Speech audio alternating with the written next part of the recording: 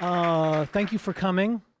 We're here today to talk about, as you all know, this book. Are there art lovers here?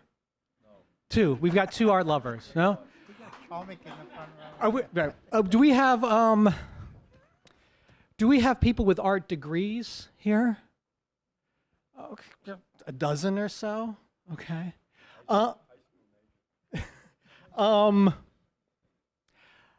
So I'm going to be Michael's interlocutor this evening. I am woefully inadequate for this job. I know nothing about modern art. You're the man for the job. That's right. That's right. I'm actually the perfect person for this. You and I had a conversation 2 years ago or so. Yes. Okay. And Where is this going? Okay. Where you first raised the idea to me that the way the Met was promoting, what was it, Meet at the Met? There was some... Meet me at the Met. Meet me at the Met. Selfie me at the Met. There was something like that. Yeah. Selfie me at the Met. Yeah. And you, at the time, I thought were being a curmudgeon. I Okay, hope right, so. You are a curmudgeon. It's a role I aspire to. But you said that's not what this museum should be about. That's not why you should be going to the... Am I putting words in your mouth? Or was No, it? Yeah, no. Yeah. I think I was upset that they were selling the museum as primarily a place to meet. It's a wonderful place to meet people, and it's a wonderful place to take people. I mean, I'm nothing against that. But the primary purpose is not to take someone so that you can photograph you and that person with your backs to a painting that you haven't really looked at, but you've observed the label, so that you know it's famous enough to have you take your photograph in front of it. Right. And it may, in fact, be one of the works of art that the Met has used on the posters that they stuck around New York City at the time. Meet me at the Met? There was something like Met? that, yes? Yeah. There were some chuckles of recognition at that. The back to the painting. So is that because you've done that? The folks, no, nobody wants to cop to that. Give them the third degree, Saeed. They came here. Okay, right. They came here to listen to Michael, not to be. No. Let me tell you something. So, Michael, and this is after having read your wonderful book. I was at a gallery. There was a photography exhibit. This happened 2 weeks ago for me. I saw, oh, wonderful photograph. You know what I did? I went, wonderful photograph, and then I went, who's that by? And I looked right at the wall text. Yes. And then I didn't recognize who it was by. Yes. And then I started just going from wall text to wall text. Yes. And I realized I was doing something that you said not to do. Oh, it's okay for me to do that? No, I mean, not to do. I mean, my suggestion is that the information is secondary to your engagement with what you're looking at. So you should get a good look at what you're looking at. And if it interests you, it might be appropriate to find out who did it. But to find out who did it in order to determine whether you should be looking at it was cart before the horse. And then what ended up happening was I looked at no photographs and just at wall text. Because I went from wall text to wall text. Because you didn't recognize any of the names. I didn't recognize any of the names, but somehow I'm more compelled by the writing. Well, you're a writer, though. You're a wordsmith. Okay. No, but this is... the narrative is important. Now, next time you go to a photography show, if you see some of those names, which you didn't know then, but you now know, will you say, oh, I know who that is? And then look at the photograph. Possibly. And then I will congratulate myself on my vast knowledge of that's what we do. Of art. Yes. No, but that's what I do the same thing. But in the book, you actually caution. Yes. You caution us about that. About you. Let me rephrase that. It's not just caution. You're encouraging us to go into art, into museums or galleries, and first experience the art. Stone cold sober. And that is incredibly radical. It's frightening, isn't it? It's frightening. Yeah. It feels groundbreaking to me. Yes, but it's But it's also it's how we do a lot of other things. It's how I do music, right? That's right. I don't know anything about music. I don't know how it's written. I can't sing, but I think I can choose and enjoy a very wide range of different types of music. I don't always remember the names of the artists. That's right. And I think that, and I can enjoy live performances and tell the difference between live and recorded, and I can be in it. I can be transported. I can be moved by it, and basically know nothing about it other than the experience. So I'm saying with art, with modern art in particular, that one can be moved by it if you engage with it, and you can't engage with it unless you are in a fairly receptive frame of mind. You do not have goals. Your goal is not to improve yourself. Your goal is not to profit from this experience. Your goal is not to pass a test. Your goal is not to go home and have your iPhone filled with all the famous works in the Uffizi that you have not seen, but you have been in the presence of. Mm-hmm. It's better to go and be in the presence of one for 15 minutes or 30 minutes and finally say, oh my God, I want to come back and see this. I hope I live long enough to come back and see this. Here's my only credential for being here this evening, which is I used to, when I first moved to New York, I was the receptionist at an art gallery. Oh, you didn't tell me that. You're disqualified. So sorry. I'm a fraud. McKee Gallery. Does anybody know McKee? Yeah, okay. Sure. Okay. McKee Gallery. I want to ask a follow-up question about who's. Anyway, they represented Philip Guston. Yes. I knew nothing about modern art, and I remember You survived. You survived. Okay. Barely. What do you Good. What do you mean by survive? Like, why would I not? No, we won't go there. Okay. No, we won't go there. David McKee, the owner, did yell at me one afternoon, though. Once? Okay. That's okay. You must have been very good. And I quit shortly thereafter. I remember a man once came into the gallery, and he sat on the floor, leaning up against a podium, in front of some artwork, and he just sat there looking at it. Wow. And I picked up the phone. I'm the receptionist, and I pick up the phone, and I call the managing director, whomever runs the gallery, and I said to him, "There's somebody here on the floor staring at the art." It seemed to me the strangest. I thought the man was insane. I was like, that "What?" was me, actually. I was trying to get them to give me a price, but they were... But he was actually doing what you suggest. Yeah, what he was doing it right. Well, he was looking at it. Yeah, he was looking at it. Yes, he was seeing it. He was actually there long enough that his brain could maybe calm down and turn off, and his eyes could see it, and then the rest of his feelings could come into play. And it takes a while. I mean, it's not something that when you look at something, your brain is doing a lot of the work. Is telling you what you're looking at. Your eyes see bits and pieces. A lot of the information is coming from your brain. So it's only after a minute, 2 minutes that you can allow that to filter so that you are really examining it with your eyes. You're not filling it in. Now, that's when you're not reading. If you've come to it having read the label, or God forbid, the biography of the artist, or Clement Greenberg's essays about it, you've got all of that in your head, which I call prophylactic. This is what prevents you from engaging with the work of art. It is literally prophylactic, because audio guides are prophylactic. The information is prophylactic because it comes between you and the work of art. And it may be interesting. Other people's opinions may be very interesting.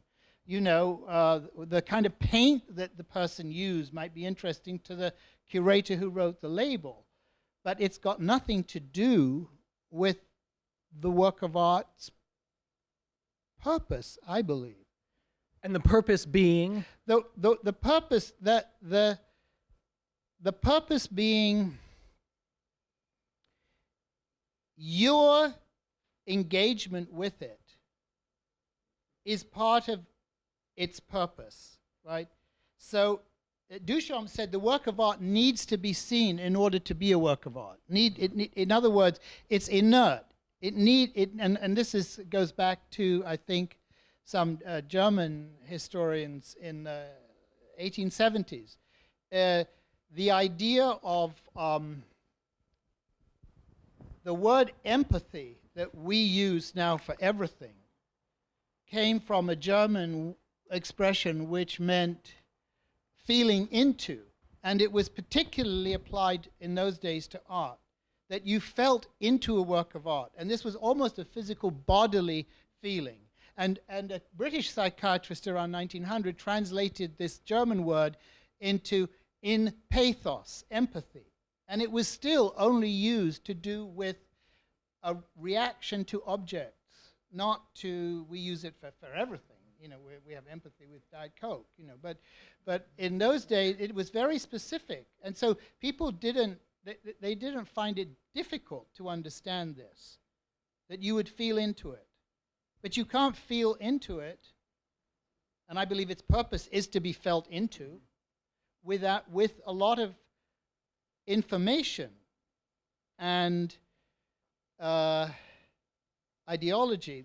There is an idea, there's a common idea that I have struggled to try and discuss with clients, with collectors, with museum people, and above all, with people who are intimidated with the art world, that modern art contains meaning that somehow I know and you don't.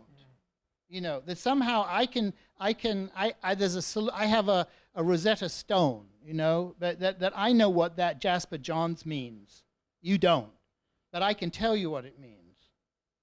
And it's kind of not true, because even if Jasper Johns won't tell you what it means. No, because he will say, as he has said, yeah, you're right. What did you say again? That yeah, you're right. But it's so we are free.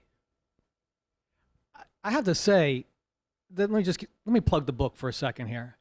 See, I find this incredibly profound and revelatory, because I have always operated under the principle that I need to be told what these works of art mean in order for me to be able to appreciate them. Yeah, have you? Am I the only one here who? Am I? All right, you have to be told what a novel means, or no, what that's music no, means, I do not. That's right. I do not. I like. Guess what? My best rapper of all time, Biggie Smalls. Nobody needs to tell me what Biggie Small, what bass, whatever drum machine was used in the background for me to be able to appreciate it. I can tell right away. Oh, I respond viscerally to the music, and then sometimes things can get deeper once I learn. Oh, he's from Bed-Stuy, blah blah blah blah blah. All of that. That's interesting. I don't dismiss that. I think that's really interesting. But yeah. What you're saying is the prophylactic is gone, is that it's me and the music, and I determine whether or not that music is. You look at those Kandinskys, why is this? Why have we come to this with modern art? Why is it that we go there and we go, please, I'm lost here, help me, someone help me with this? What has happened? Because it seems to be specific with art more so than I think any other genre.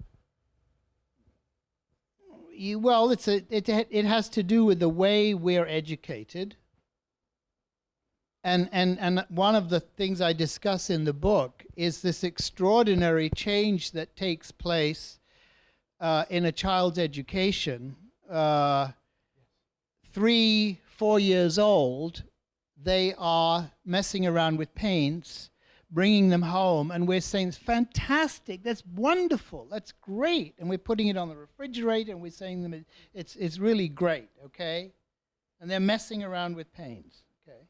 Then they reach a certain age, I don't exactly know what it would be, 6, 7, 8, when it dawns on them through their educational system that this is not art. art is what's in museums. Art is you have to learn the names of the famous artists. Art is expensive. Art is categorically different. You know, art that the art of art history, or the art of what, you know, what their parents are reading about in the Wall Street Journal, unfortunately, is not the same. Now, my point is categorically, it is exactly the same. An artist is messing around with colors, and they're doing it in a very different way, and they're doing it with genius and for 10,000 hours plus. But it's play. It comes out of play. But at a certain point in the education, that element is taken out of the equation, and it becomes stuff you learn about, stuff you have to know, stuff that is written down. Is that Van Gogh died when he was mad. He did, you know, all of this. The most famous painting is Starry Night. You know, oh, we'll go and see it. You know, stand in front of it. And then what if you don't really like it? Right. I mean, my God, imagine trekking all that way to the Mona Lisa and you can't see it, and then you see it and it's, oh my God, and, you know, well, you feel less. Yeah. Are you a less than because you? The answer to that is yes. No, you're not. No, you have an opinion. You've looked. You've given it a good chance. And you say, I want that balloon dog because that's just so much better. That moves me. You know, or whatever. That's fine. But when I did see the Mona Lisa, I did feel less than. I didn't know what I didn't understand what. Yeah, I'm laughing, but I know exactly. That's what I'm talking. Right. This is what your book is about. Yes. Yes. It should have made. I don't know what it should. There's no specific thing it should have made you feel, but there should have been a reaction, an emotional react. They could imagine. Okay. All right. You run into this guy in a bar, right? Okay. Lenny, okay? And you're drinking, and he says, "Hey, you know, I just finished this. I'm an artist. I just finished this picture. You want to come and see it?" You say, "Oh, I don't know who this guy is. Lenny who? What did you say her name was?" This is about to take a very dark turn. And he drags you around the corner, okay. You know, up the stairs. You're in Vinci, obviously, right? Fifth floor walk up. Okay. Fifth floor walk up, and he pulls out this small, greenish, you know, this woman who looks like she's got. Now, no one has ever seen this painting. You're the first person to see it, right? There's no history. It hasn't been stolen. It hasn't been lost. It hasn't been put behind bulletproof glass. It's you, and you're the first person. We have the ability to do that with any work of art, and it's it's not easy to do. Pretend you're the first person who is seeing it, and there's no, you know, it is not about. I mean, you say, okay, Lenny, who? You know what year you're in. You know what size it is. You know the name of the person who made it because they're standing there. That's all the stuff on a label. Mm-hmm. But this doesn't, it's meaningless. Because you're there with it. And then you can say, okay, Lenny, let's have another drink. You know, you should be bigger, or should have a smile, or. I got to be honest right now. That anecdote makes me feel anxious. Because I felt like I'm going to be honest. I was like, what's the right answer going to be for this? There is no right answer. But this is what we're operating with. This is actually what this is what your book speaks to. Yeah. This is right. I mean, this is about that. It's about saying, empower yourself. You being the less than knowledgeable art lover. Or maybe the person who's got their head stuffed with so much knowledge that it's right. Like, how do you do it? If you have your head stuffed with knowledge, what do you do? What do you do? Okay, this is how you do it. Okay. All right. Here we go, guys. Pay attention. This would be interesting because I want the Met to do this. Okay, the example is the Chiba Museum in Hakone Province in Japan, which it's in a hilly spot. The Chiba Museum is a new museum. It's Asian art. It's not modern art. When you get to the Chiba Museum, imagine this outside the Met. There are rows of footbaths, okay? Because you've been hiking a little bit, even if you got out of a limo. And what they encourage you to do is take your shoes and socks off, you know, and you sit there and you soak your feet. Now, by doing that, you're kind of... This is true? It's in my book. Yeah, it's true. I've done it. And you soak your feet, right? You don't have to, but it's available. It's a nice thing to do. You have enough time, 5 minutes, 10 minutes, right? Then you gather your belongings and you go into the museum. And there's a pleasant foyer in the museum. And there's a sign in the foyer that says, please put your food, drinks, cell phone, computers in a locker, which they make available to you. Are you beginning to tremble at this point? Anxiety, right? Yeah, real anxiety. Exactly. And you do that, right? And you're sort of, you know, you take a paper bag and breathe, and then you go into the museum, which is never filled with people. I mean, it's a smallish museum. But guess what? They're all looking at this stuff. They're actually they're chatting with each other. They're looking at it. And I had a wonderful time. I know nothing about this, the Korean ceramics or whatever. It was beautiful. It was just really fantastic. But I felt so free, and because I had put my what do you call it? My walker away. I put all my accessories, my medication, all the stuff that I needed, my armor. I put it down, right? I was disconnected. So it was like I was naked, right? And then stuff happens, right? Then stuff happens. But it doesn't happen if you're trying to do everything at that museum in 15, 20, 30, 40 minutes, get to the cafeteria, go through the gift shop, meet your friend. They're going to ask me, did I see this? What am I going to say? Did I see it? And you're thinking of how to put it into words. Would this be possible to do at the Met? Could they do this? Well, the way I do it is I go to if I visit the Met and I have to see a show that's a blockbuster show, right? First of all, I go through it backwards because it's best to go through it back because it's always thinner at the back, you know. And then, I mean, you do get into trouble, but you can see things better. What do you mean? What trouble are we talking about? Well, guards and people coming. You know, you're going against the traffic, but. And you're going against what the curator intended. Yes, but and that clearly doesn't bother you. Well, no, because what the advice I got many years ago through a friend who had an 8-year-old daughter that he took to see a Fauve exhibition at the Met. She went into the Met, into the middle, and she said, "I don't know how you want to do it, Daddy, but I'm going to stand in the middle and let the colors come to me." So she stood. So I tried to do this, which is to stand in the middle of a room and wait for a painting to say, "Hey, come over, look at me." You describe that in the book. Yeah, and then you look at that one. It doesn't matter if it's a famous one or not a famous, or what anybody else is looking at it. It chooses you, and then you spend some time with it. One of the loveliest things I like to do with them is to go into the Islamic rooms, the Islamic galleries, I know nothing about, and just chill because the atmosphere is so extraordinary. With there's huge carpets on the walls, and there's rooms with fountains, and I mean I don't feel obliged to learn it. I don't feel obliged to learn anything. Okay, because that's answering a question that I had, which was, does this apply to things other than just modern art? It can. I mean, I have to say that there's quite likely to be that my book has been slightly invaded by concepts of mindfulness and things that come from, a broader world. You know how we should approach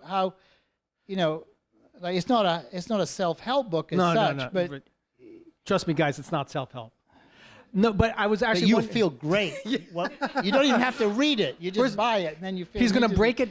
Show it to your friend. You know, carry it like this. First, he's going to break you down, and then he's going to build you back up. But I was. No, there's no breaking down. Okay, I know. Okay. It's throwing away your crutches. Well, it is breaking down. You're saying, listen, rethink what it is, how you've been approaching this. Yeah. That's what it did for me. But actually, I was wondering more about when I go to the Met. Yes. And I go, say, through the, I don't know, Egyptian room where I'm looking at really tiny, Yes. like whatever clay models yeah. of, I don't know, I'm just making camels. Yeah. And I'm like, what am I supposed to think about this? What am I? But you're saying actually do the same thing with that art. You have As what does it make you think of? Camel cigarettes? No, because everything that looks like it everything that looks is similar to something else is related to it. Right. So if you breeze through a huge encyclopedic museum, you're going to come across lots of things that actually reflect each other. They've not necessarily been influenced by each other, or artists have known each other, but it's a way of training your eye without making any effort at all to notice visual similarities. And so you're saying so you're giving me permission, and I'm being honest here, to actually look at the art and not have to know what is significant about it. Well, okay. I don't need to know that it's 3000 BC. Let's just say, okay, when you say what is significant, the curator's significance is different from the dealer's significance, is different from the collector's significance. The significance to the collector is that they can have a dinner party and stand in front of it and show off about how proud they are to have beaten everybody and how rich they are to have bought it, right? For the curator, the significance may well have be something that's quite art historical, right? For the director, the significance is that the New York Times wrote it up, so it brought 10,000 more people into the museum to see it. So the significance, what is the significance for you? It could be not so. And that's okay. I think that's radical. That meh. Well, it's about why you don't accept other people's opinions about many things in your life. You have your own opinions. Are they all based on deep academic knowledge, or sometimes your gut?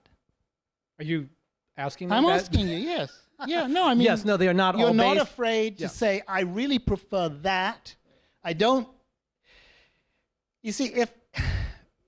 I know I have a reaction, a strong and sometimes an emotional reaction, a positive reaction to something that I see that moves me, okay? Can I describe that? No, I mean, I could try to, but once I put it into language, it's kind of diminished. You say, wow, but if I could, it would be personal to me. And could I make you like something that you had a visceral dislike of because I like it so much? I could draw your attention to something and say, by the way, did you really look at that? And shut up. And then you could really look at it and you could say, yeah, and I still think it sucks. Fine, okay. So we can draw attention. I mean, a great teacher draws attention too, but doesn't say about art, doesn't... See, what we have grown up with, many of us, is going to a museum with a grown-up who stands in front of the painting, and we sit on the floor, and the teacher speaks the painting to us. The painting is dumb, right? The painting is inert. The painting can't do anything. The teacher speaks the painting to us, and we say, oh, yeah, it's Rothko, and this, blah, blah, blah, blah. Well, I mean, what is that? What is that about? Is it disrespecting the work of art, right? Why don't you wait, see if that work of art has something to say? One of the most exciting things I ever saw with kids in a museum was, I think, in Seattle, quite a long time ago. And there were a bunch of 6, 7-year-olds, 8-year-olds in front of a Rothko, and the teacher was sitting on the floor with them, and they were telling the teacher what they were excited about it, what was in it, what it was, and they were just making up all of this wild stuff. But the point is, they were straight in it. They didn't go through the label, and we can do that. Anyway. What's your? Sorry. What did we get the 30-minute? We got the 30. We've got the 30 minutes. Listen, we're going to go all night here. I don't care about you guys. No. I do want to take questions, but before we, so think of whatever you want to ask Michael. What's your educational background with art? You were having people lecture. I was afraid you were going to ask me that question. I asked the tough questions. No, it's a very easy question, okay? I came to New York at the age of 18, okay? I had 2 semesters of college in Toronto.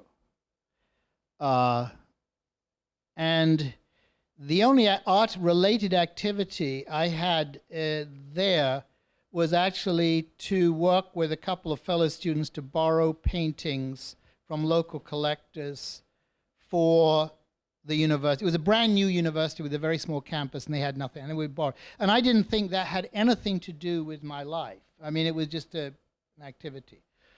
I came to New York, and I was aspiring to be a poet, yes, and an actor, yes. Well, obviously that didn't really work out.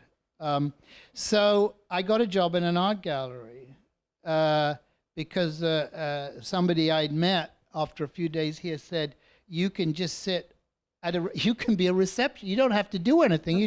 Your job. It was your job. You had my job. Yeah. So I sit there and write poetry, and say hello to people, right? So the point is, I did get a job in art gallery. The art gallery, which was just total fluke. It was just all luck, as everything was in those days. But the art gallery was 1 block from the Metropolitan Museum.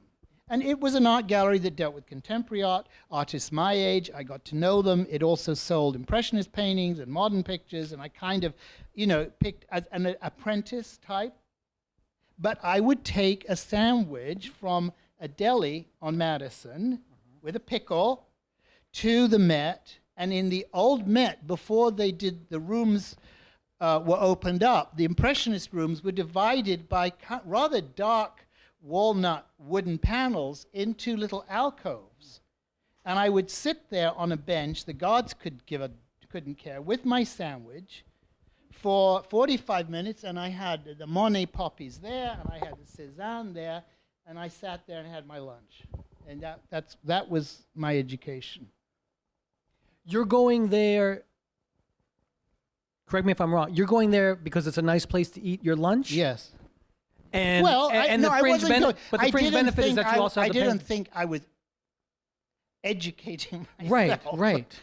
I was drawn, I liked what I was looking at. Right, it was a nice place to eat your lunch. It was an enjoyable, pleasurable experience. Right. Now, fast forward months, years, working at Christie's, blah, blah, blah, I've seen, I don't know, hundreds and hundreds of paintings by Monet, right?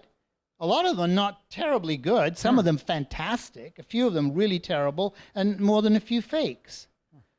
So you can show me one now.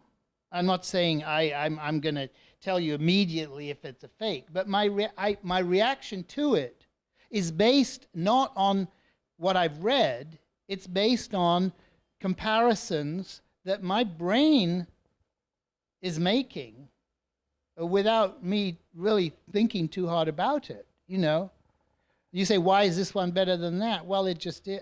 I don't, let me think about that, but it just is, So no formal nothing. Art history. Sorry. My sophomore year in college, I took art history. Bad luck. It was the worst class. No, it is. It was. Am I the only one who art history? Just me and Nicholas. We're the only ones who take an art history. Mine, 5 people. Mind-numbingly boring, where we were shown slides, right? Yeah. And in a huge lecture hall, 100 so people in the audience, and then we were told what was important about it. But that's what they do, right? I mean, there was this is why this is important. And it was, it's what your book is actually trying to. If that had happened to me, I'd be making those sandwiches now. I'd still be behind the counter at that deli. But your book is a corrective to that. It's saying yes. Yeah. Your experience, I don't think was by any means.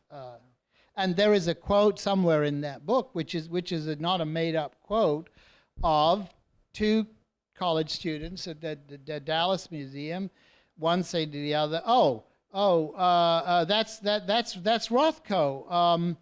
It looks very simple. It's worth a lot of money. We learned about him in art history, right? So what did they learn? That it was simple and worth a lot of money? I don't know. Yeah, too bad. Go to the Rothko chapel and weep, and you might, and that's a good thing. So, sorry. Go ahead. I was going to say, there's something sad about that, right? I mean, it's sad. It's like art has been taken from the people.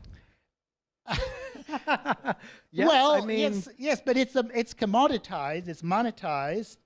The museums have to have traffic. You know, they want to make the experience.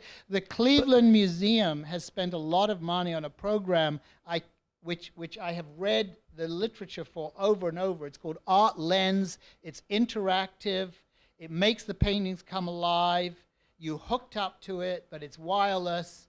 And they spent a lot of money on this to try to, to get people, to give them more than the art, right? So meanwhile, this last spring in the Beiler Foundation in Switzerland, a young curator put on a Monet exhibition. His name is Ulf.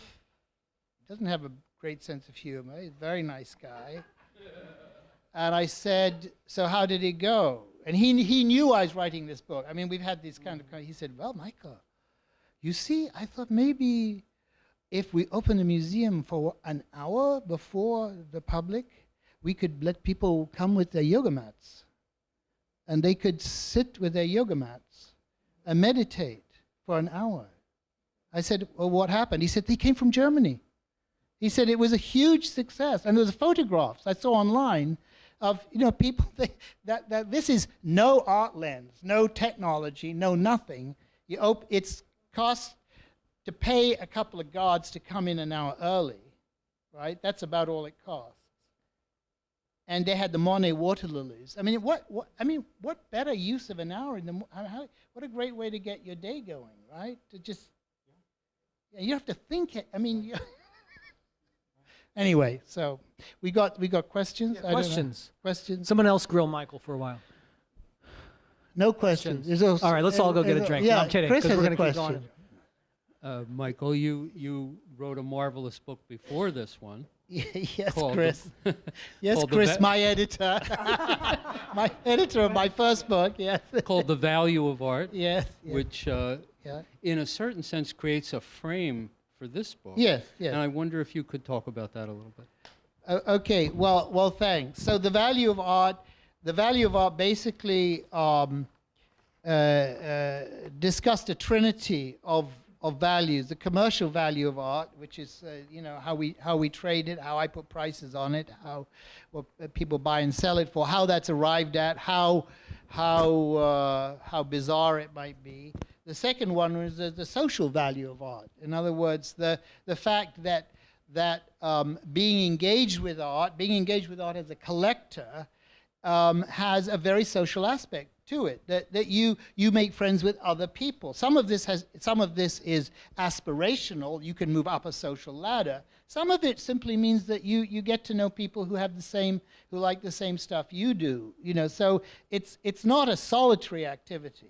And the third value of art, which is the one I found the most difficult to wrestle with, was the essential value of art, which is kind of what this book is now trying to tackle, but not from the point of view of a collector, not from the point of view of people for whom they don't need to be concerned with what I think it's worth or what someone else has paid $100 or $100 million for, and not to be influenced by that, because they can go for a small amount of money or for nothing to a museum or into a gallery and have a go at it. And you let actually it have a go at them. And you have a great recommendation in the book that if you are in a small town or city, to seek out galleries, to go in there and to just rather than to go to the big draw of the place, go someplace yes, small. Free galleries, commercial. I'm a big flag waver for commercial galleries, free exhibitions.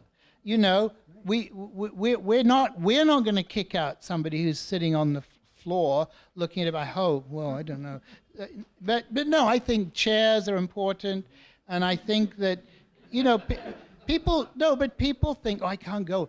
And when I started working at the gallery that I work at, after being in the business for 36 years, right, and I'd retired from Christie, there were people who said, oh, I couldn't possibly go in there. I don't have enough money. I said, you don't need any money. I'm kind of intimidated. I said, it's open. We have exhibitions. We're begging people to come and see our exhibitions. I will go there on a Saturday and spend Saturday afternoon at the front desk talking to people who are coming in looking at the exhibition. I'm not going to try and sell them pictures. They're not buying pictures. They're coming to look. And that's a job. That's an educational job. As some of my dealer friends who are in the audience, I think, who have been doing it all their life, right? Joan Washburn and Brian? Yes? Right? Absolutely. Thank you. So Frederick had a question here. I'm not sure I had a question. I was musing on certain thoughts. Yeah, well, this is dangerous. This is a Frederick. This is Frederick Tutton, Hello. who, like Said, wrote for an undisclosed amount of money a blurb that went on the back of my book. I'm still waiting for my check. You haven't gotten yours yet? No, he said it'll clear the bank, but it hasn't yet. I have two or three thoughts, if I may share them. One is that if I'm in a diner with an unknown person named Lenny, and he asks me to come upstairs to his studio to see a small painting, I don't think I would go. The other thing is that when we were younger, that one of the snobbish people like myself would be someone who would look at a painting of dogs playing cards, Yes. and they'd say, I don't know anything about art, but I know what I like. Yeah. So that we would make fun of those people. Yes. And say, like, so what an idiot. I mean, Yes. that's lowbrow taste. Yes. But in a certain sense, we're talking about Yeah. that. We're talking about knowing what you like Yes. and responding to what you like, regardless of the Yes. social context of it or Yes. the approbation or disapprobation of it and the rest. And I just want to say to you that in literature, for example, Susan Sontag wrote a wonderful essay called Against Interpretation. Yeah. Because it seemed that somewhere along the line, we all began to believe that we had to have people tell us what to think about a work of art. That we couldn't read a poem without someone to explain it to us, or we couldn't see a painting without someone telling. As if we had, as she puts it, we need to have priests Yes. mediating between us and God. So But I just want to interrupt you because you used the word priests, and one of the things that got me started on this book was reading, I think in the New Yorker, I don't remember the context, but the writer referred to people in the art world or art business as wearing hooded cowls, that we were perceived of as these having extra knowledge, and knowledge that we were maybe reluctant to share, and we felt proud that we knew. And You held the key. We held Yeah. the key. Yeah. So a priesthood. I wasn't that's- really addressing a question to you. I was just saying in a different way how much I love the book. Thank you. And I love it precisely for that reason, as a corrective to our misconceptions of how we could live. It's about living. Yeah. Painting is a part of our life and Yes. how we can enjoy it and fundamentally receive pleasure. That's what Yeah. it's from, and not deny ourselves that pleasure because we think we haven't got the right to believe in what we feel. It is about pleasure. Yeah. Yes. Thank you for So that. I just want to say to everyone, And it's a marvelous book. It is, Frederick, deep. I think it's what you said is deep. But really, Yeah. it's about taking back Yeah.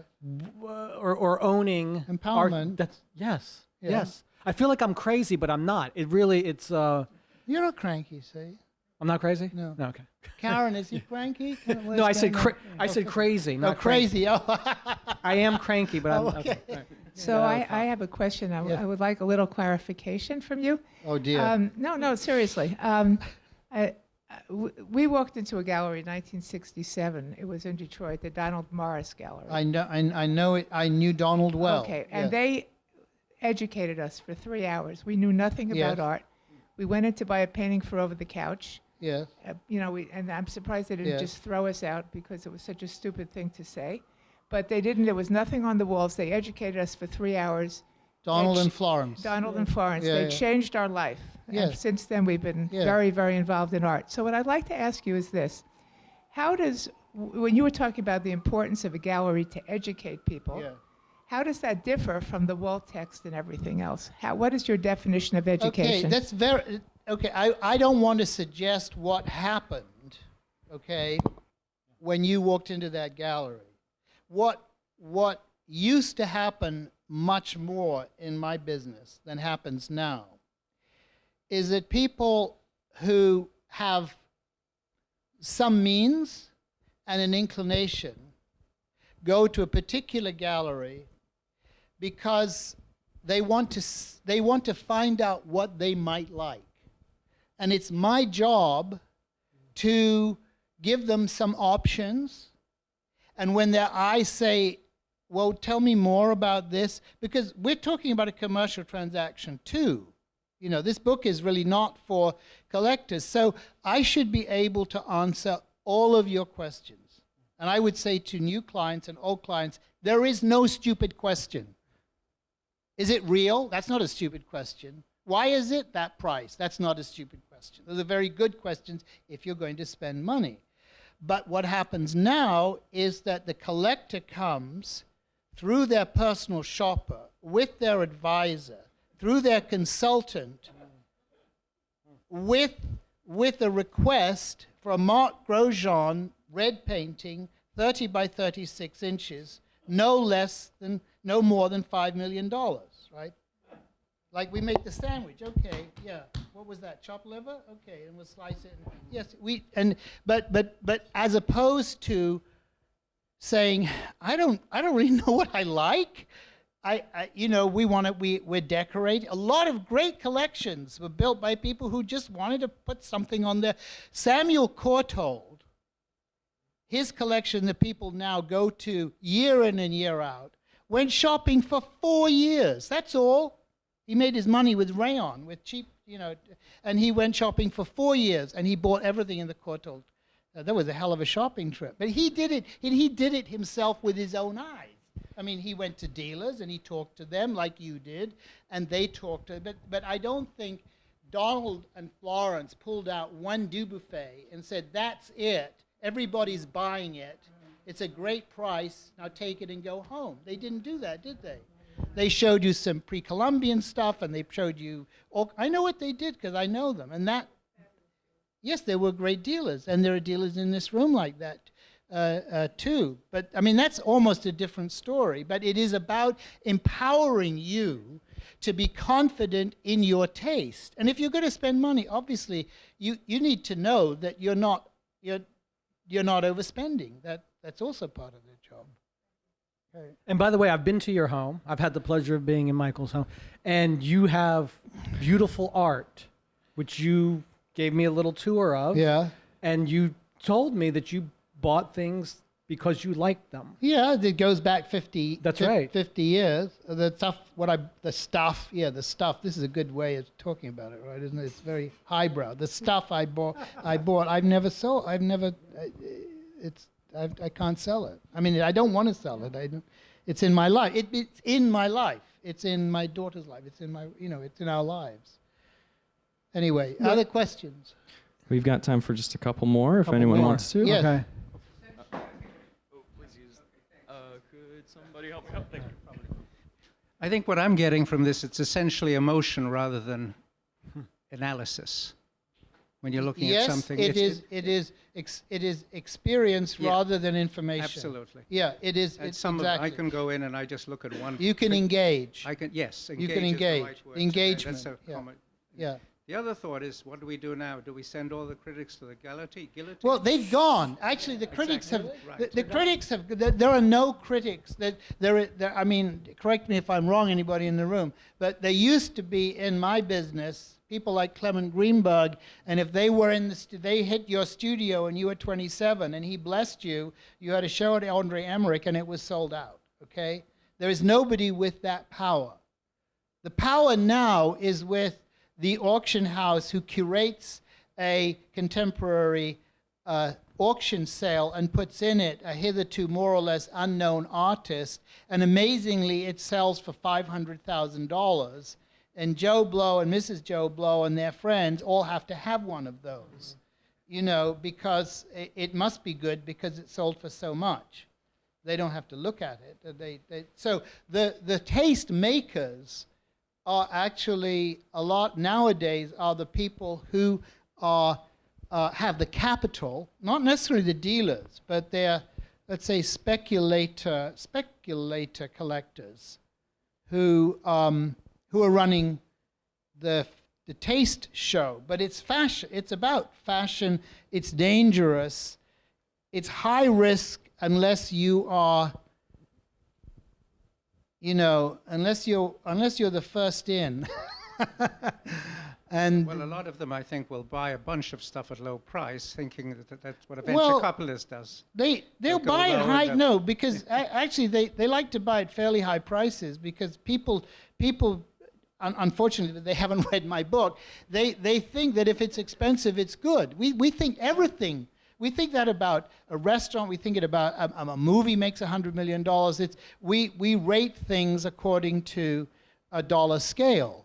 And if you read a story in Time or Life magazine in the 1960s or 70s about Roy Lichtenstein or Christie or even Jackson Pollock, it was a story written by an intelligent person who knew that artist's work, was talking to all of America, sometimes, you know, maybe with a tongue-in-cheek, like, is he the worst artist in the world? But the fact is, there was a huge educational process going on there. People were seeing photographs of the work. It was mass media, and they were not talking about money. You won't find, I think, in any of those articles what they sold for or who bought them. It wasn't about the collectors. It was about the art and the artists. And we don't have that now. And I keep going back to the idea, and I don't know if this is helpful or not, that somehow music is immune to that. That we will listen to a song, and it doesn't matter how popular the song is or how much it's made. We will have the confidence to judge for ourselves whether or not we like it.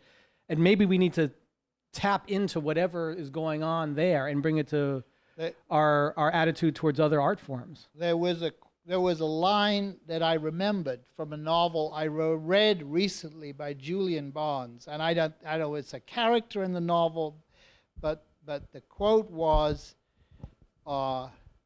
"Music escapes words, that is its purpose and its majesty." And I think you could substitute art and say art escapes words. That's its purpose, that's its majesty, yeah. Okay? Let's keep on going, guys. Thank you for coming. Thank you very, very much. Yeah, no, but wait, we're not done yet. Oh, okay.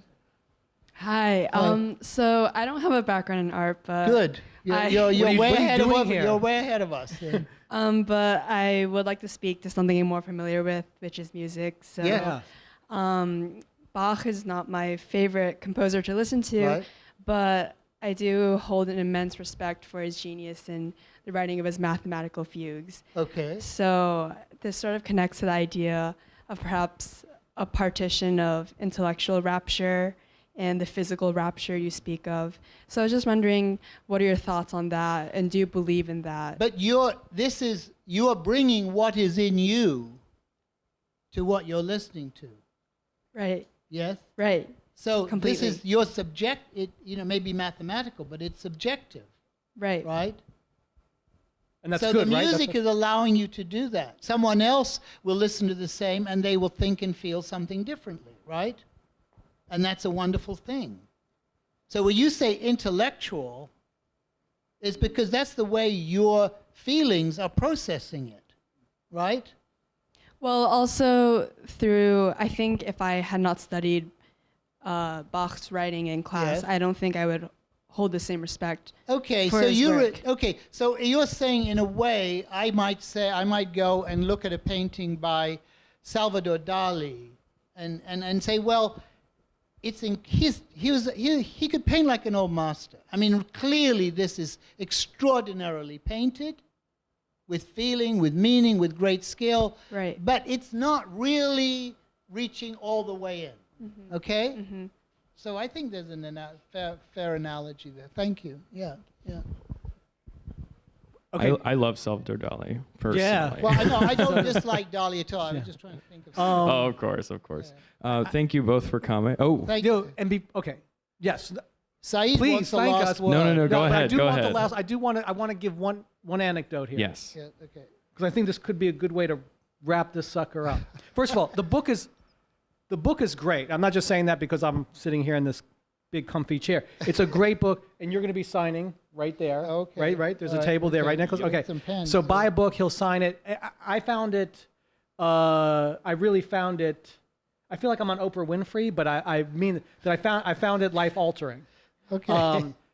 And here's something. So Saturday, my wife and I guess we were going New York Botanical Garden Right. to see Chihuly.